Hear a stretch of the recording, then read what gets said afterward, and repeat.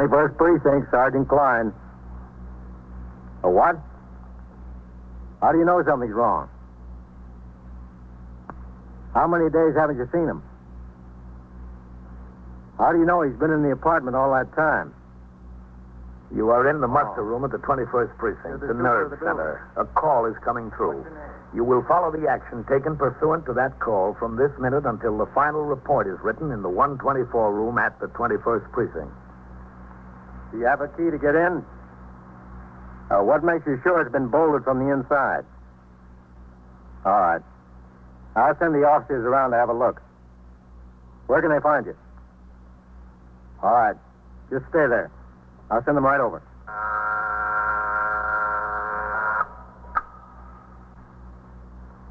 21st Precinct. It's just lines on a map of the city of New York. Most of the 173,000 people wedged into the 9/10 of a square mile between Fifth Avenue and the East River wouldn't know if you asked them that they lived or worked in the 21st. Whether they know it or not, the security of their persons, their homes, and their property is my job. My job and the job of the 160 patrolmen, 11 sergeants, and 4 lieutenants, of whom I'm the boss. My name is Kennelly, Frank Kennelly. I'm captain in command of the 21st. What makes a city? Not buildings, not subways, not business. People make a city. From dawn to midnight, from midnight to dawn, the rich and the poor and the good and the bad pour their lives together and stir up the city, as in the 21st, 7 days a week. It was Sunday morning and raining.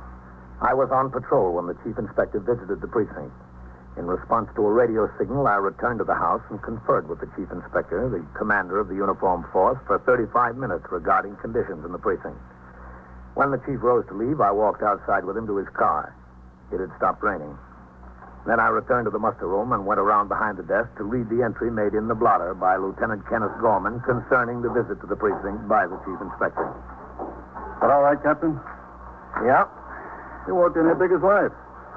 Well, you've got to expect it, Ken. He's not going to call and tell you he's coming. Yeah, but not the day after I come back from my vacation, Captain. All right, 42. Could have waited until the night. Okay. Where'd you go, Ken? Maine. You like lobster, Captain? Who doesn't? You ought to go up the coast of Maine. You never had such lobster. Hey, listen, I heard they never heard of a broiled lobster in Maine. The only way they fix them is boiled. Is that right? Yeah, all these places have this great big kettle. You got to pick out the lobster you want from a little pen there. They're all crawling around live. They take and they dump it right in the kettle and cheap. Guess how much for lobster dinner for my wife, myself, and the 2 kids? And big lobsters, Captain. How much? $5.50. No kidding. Come in, sailor. Yes, sir. What's on your mind, sailor? I can't find my family, Lieutenant.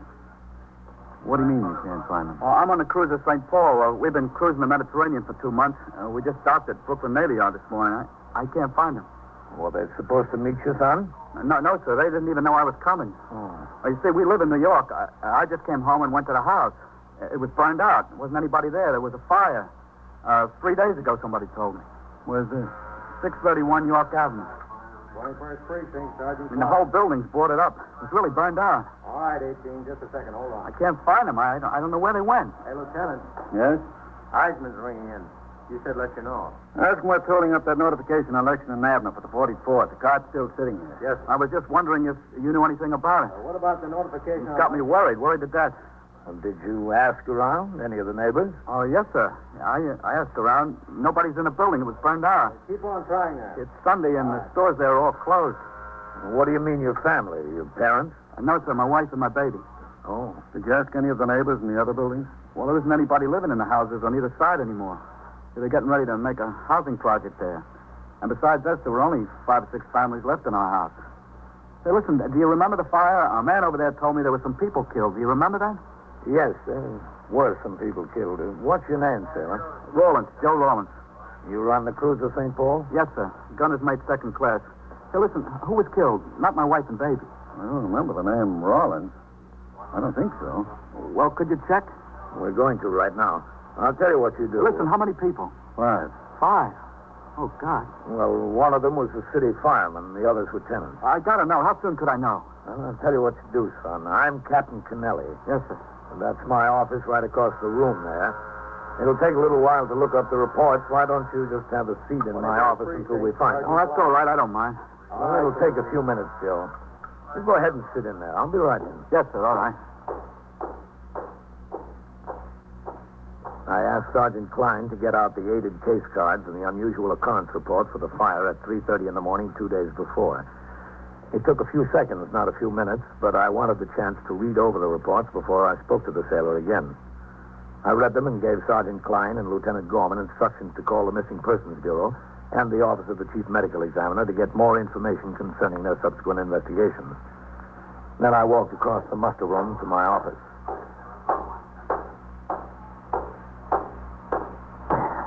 All right, Joe. Well, they weren't killed? Their names weren't listed among the victims. No Rollinses. Oh, man. Sit down, son. Yeah, thanks. Thanks a lot. You don't know what a relief it is, Captain. I know. Have a cigarette, Joe? Thanks. Thanks. Well, where are they? Where could they have gone? Well, that's what we'll have to find out. You have any other family in New York? No, sir. My folks are dead, both of them. You see, that was originally their flat there. I was based out in San Diego when I got married. And my father died, and then about a year later, my mother. Mm-hmm.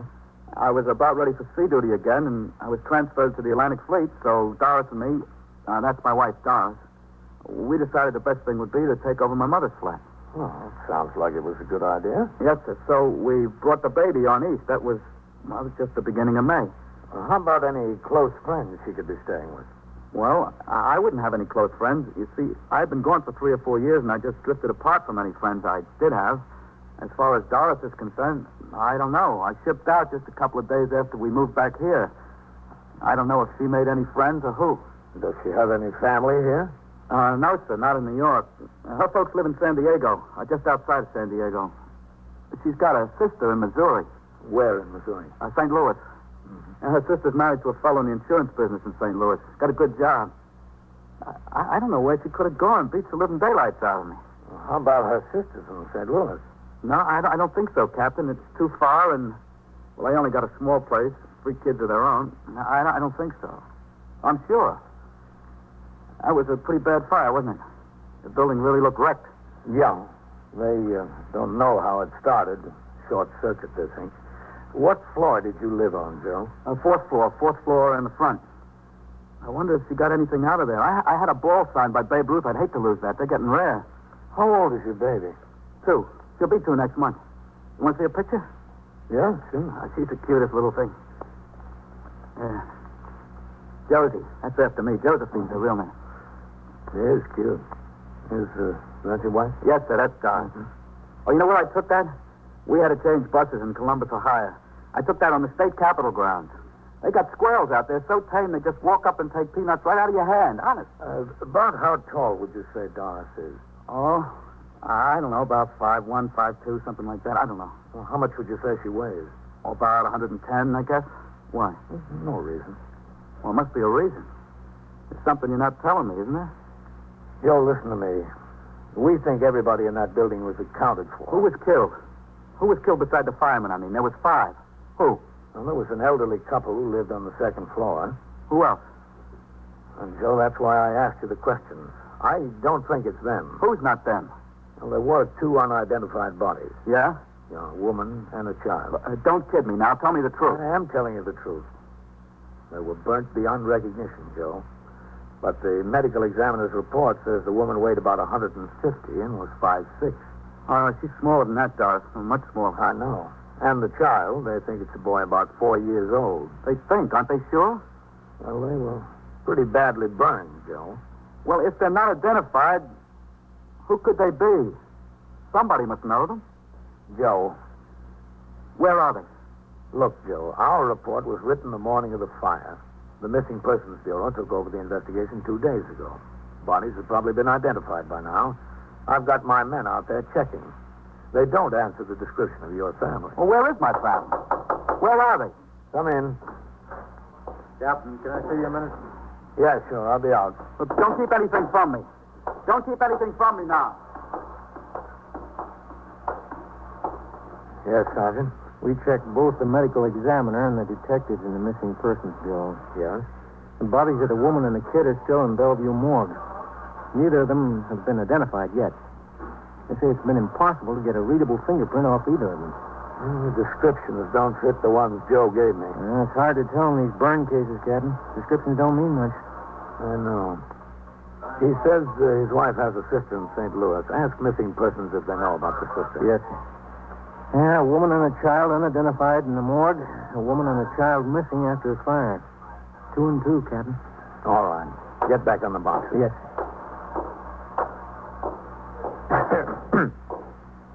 It's them, isn't it? That's what he told you? No, that's not what he told me. Well, then where are they? What happened to them? We haven't any idea, Joe. But we're sure going to find out. A little before noon that Sunday, I put out a call for the patrol sergeant, Timothy Waters. He was instructed to come by the station and pick up the sailor. Together, they drove over to the burned house and sought out the patrolman on post. Inquiries were made among residents in all the nearby buildings to determine whether they had any knowledge of the whereabouts of the woman and child. Meanwhile, at the precinct house, the desk officer, Lieutenant Gorman, the man on the boxes, Sergeant Klein, and Patrolman Ryan, the 124 man, were making telephone inquiries to the homes of all neighborhood merchants who might have done business with the woman. You don't remember her? Mrs. Rawlins, yeah. Sorry. She never came in your store, huh? All right, thank you. No luck there either, Captain. You know what I think we ought to try, Ken? Yes, sir? Mrs. Rawlins and the child were both Navy dependents. If they got out of the building, and if either of them were injured to any degree, she might have hopped in a cab and gone right to the Brooklyn Naval Hospital or St. Albans. That's possible, Captain. That's where Navy people would head. Shall I call them?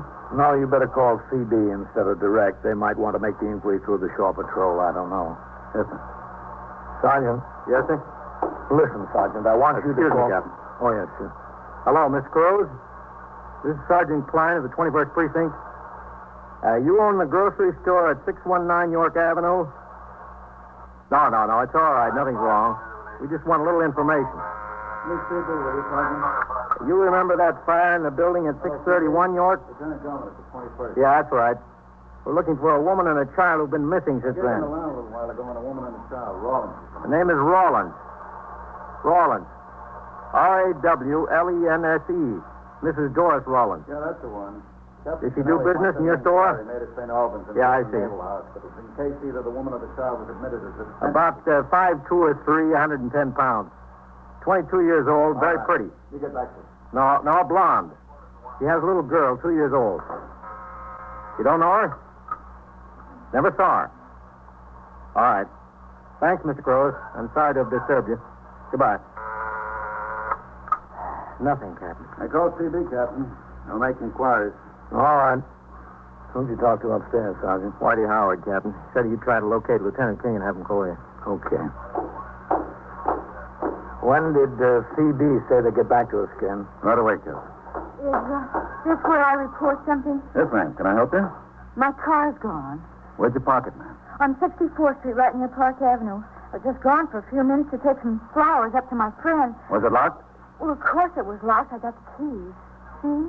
The doors and windows, too? Oh, everything. I was just gone a few minutes. You're sure you didn't park it someplace else? Of course not. I parked it right in front of a building, right in front. It was gone. Sergeant, who's catching upstairs? They're all out, Lieutenant. They're busy with the safe and lock squad on a couple of burglaries we had last night. You see that door back there? Yes. The detectives are all out, ma'am. You go through that door and talk to the officer. He'll take a report on it. Can I give you the report? No, ma'am. He'll take it. He's got the proper form. Through the door. That's all. Thank you very much. 21st Precinct, Sergeant Klein. Hey, Captain Kennelly. Who is it, Lieutenant King? No, sir, the division captain. Oh, all right. I'll take it right here. Go ahead, Ken. Captain Kennelly. Hello, Ben. Yeah. Tomorrow night? Yes, I'm working my night, too. All right, sure. What? 21st Precinct, Sergeant Klein. The chief will be back at 10? Yes, he's here, sir, but he's on the phone. Okay, Ben. I'll see you. Bye. Hold on, Lieutenant. Lieutenant King calling in, Captain. Sergeant, leave a note on my desk. I'm to cover division between 7 and 10 tomorrow night for the deputy chief. He's got a PAL meeting at the Waldorf. Yes. All right, I'll take Lieutenant King. Captain Kennelly. Hello, Matt. Did Whitey Howard tell you what we've got about the sailor? Yeah. Well, the poor kid's about half crazy over it. No, neither can I. Listen, it's better than even money that those two bodies down in the morgue are his wife and baby, but there's two things you can do for me. You've got the connections. Well, it just involves a couple of phone calls. Yeah. One is I'd like you to get hold of the postal inspectors and have them get us into the Lenox Hill post office on East 70th. We're interested in knowing if she left a change of address card. Yeah, okay. No, that's fine, Matt. Yeah. And the other is to check your source at Con Ed and see if she ordered electric service at another address before or after the fire. Thanks, man. I certainly appreciate it. Yeah, I'm sorry to bother you at home. Okay. We'll wait for your call. So long. Will he be able to manage it, Captain? Yeah, I can. He'll get right on it. Well, I hope I'm wrong. But I think we're all just wasting a lot of time. In another half hour, Sergeant Shea returned to the station house with Joe Rollins. The sailor stood by dejectedly as Sergeant Waters reported to me that he and the patrolman on post had interviewed tenants, neighbors, and merchants. They all knew Mrs. Rollins and the child on sight. Some had recalled seeing them on the afternoon and morning before the fire. Not one remembered seeing them on the street during the fire. More important, not one remembered seeing Mrs. Rollins the afternoon following the fire, when most of the tenants gathered at the scene in the hope of salvaging some of their belongings. Sergeant Waters resumed patrol and left Joe Rollins sitting in my office. I read accumulated reports and approved the list of cabarets to be inspected by the patrol sergeant that night. Ellen called, and I made arrangements to meet her in Midtown for dinner. Then I went back to reading and signing reports. Finally, the sailor raised his head. Captain. Yes, Joe? Where they got them? And where have they got what? The bodies. Oh. At the morgue, Bellevue. I want to look at them. They're burned beyond recognition, Joe. I want to see them. I want to see if they're mine. Wouldn't do you any good. I want to see them. I can tell. Missing Persons Bureau says there's only one possibility.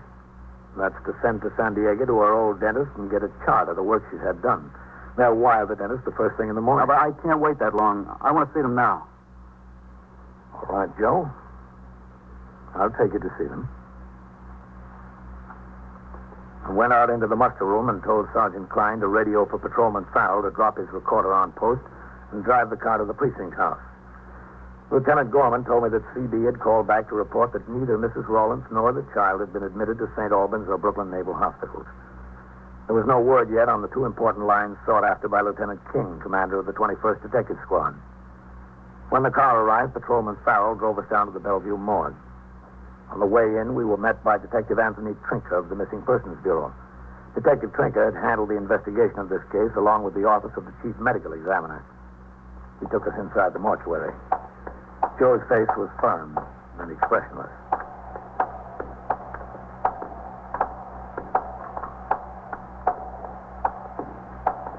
All right. That one, Arthur.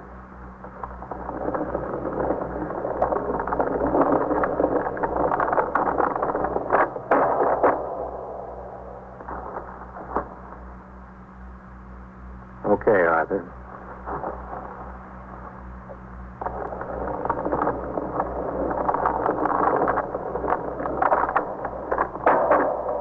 Over here now.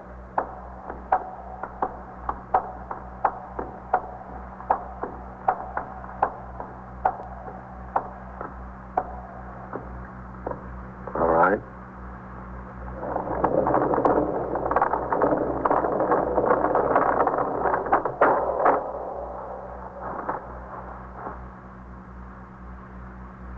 They don't even look like people.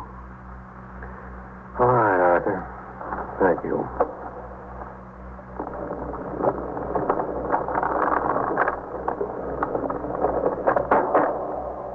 Let's go this way, huh?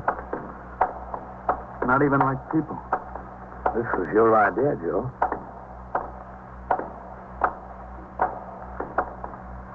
Through there.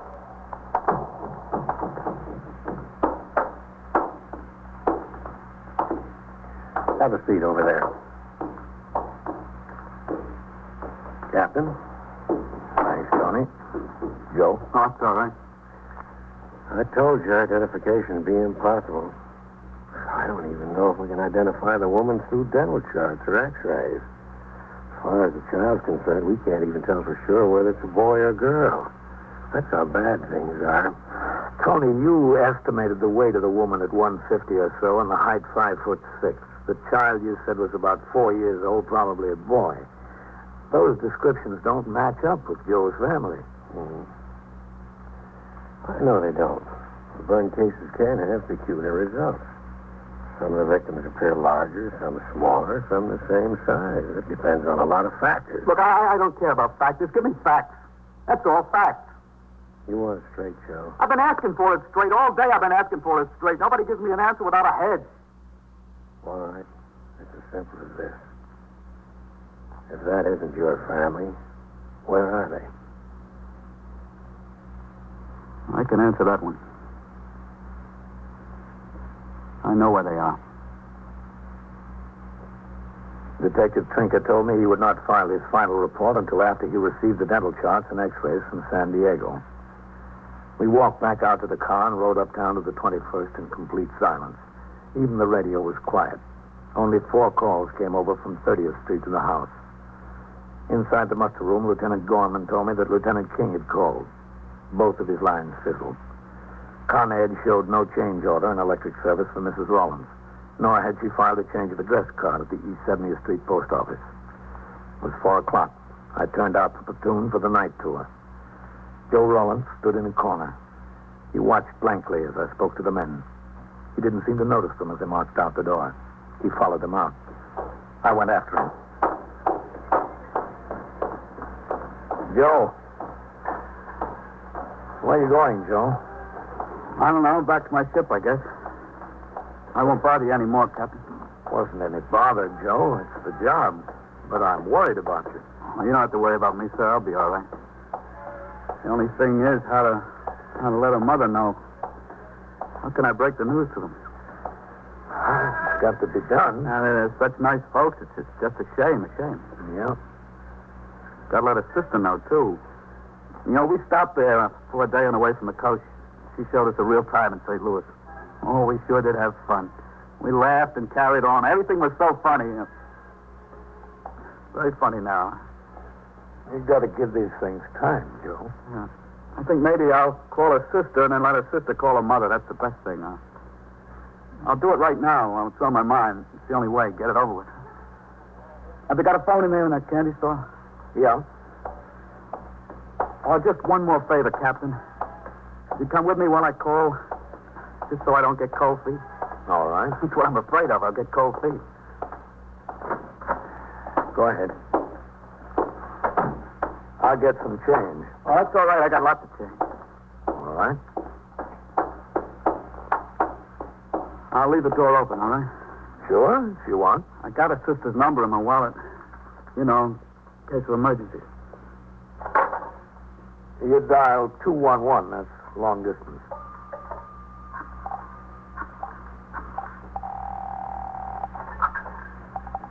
Your call, please. I want to call St. Louis, Missouri. Evergreen 9970. St. Louis, Missouri, route. What number are you calling from, please? Eldorado 5 4599. 3155 tandem, dial 2 letters plus the number. I don't know how I'm going to say it, Captain. Deposit $1.50 for 3 minutes, please. Yes, ma'am. 25, 75. No. Thank you. They're ringing. I should have thought of what to say. I don't think anybody's home, Captain. Let them keep ringing. Hello? Hello, this is... Doris? Who is it, Joe? Yeah, honey, it's me. Joe, you should have written. It's her. She's in St. Louis. Well, when'd you get in? What are you doing in St. Louis? I got in this morning. We came about 3 days ago. Oh, gee, it's good to hear you, baby. You don't know how good. Hey, what are you doing there? Bill wired me that Aunt had to have an operation. Oh, yeah? No one to take care of the kids, so I just left in an hour's notice. Oh, how is she?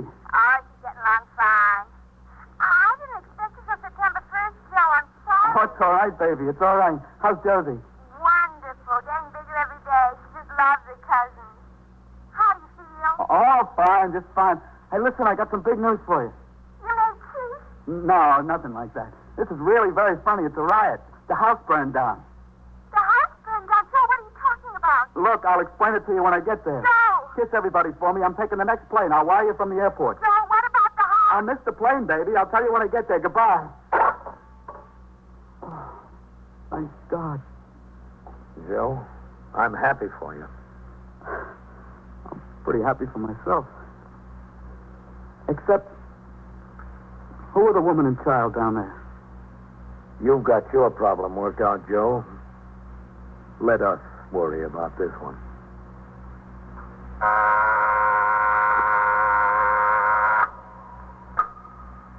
"21st Precinct, Sergeant Klein. A truck ran into what? A store? Where is it? Where? 622? Speak into the phone, please. Did it jump the sidewalk? Is anybody hurt? How many people are hurt? Speak a little louder, will you, please? What did he do? And so it goes, around the clock, through the What? week, every day, every year. A police precinct in the city of New York is a flesh and blood merry-go-round. Anyone can catch the brass ring, or the brass ring can catch anyone. 21st Precinct, a factual account of the way the police work in the world's largest city, is presented with the official cooperation of the Patrolmen's Benevolent Association, an organization of more than 20,000 members of the Police Department, City of New York. Everett Sloan in the role of Captain Kennelly, John Sylvester as Joe. Featured in tonight's cast were Jean Gillespie and Anzie Strickland, Lawson Zerbe, Santos Ortega, and Bob Simon. Written and directed by Stanley Niss, produced for CBS Radio by John Ives. Art Hannes speaking.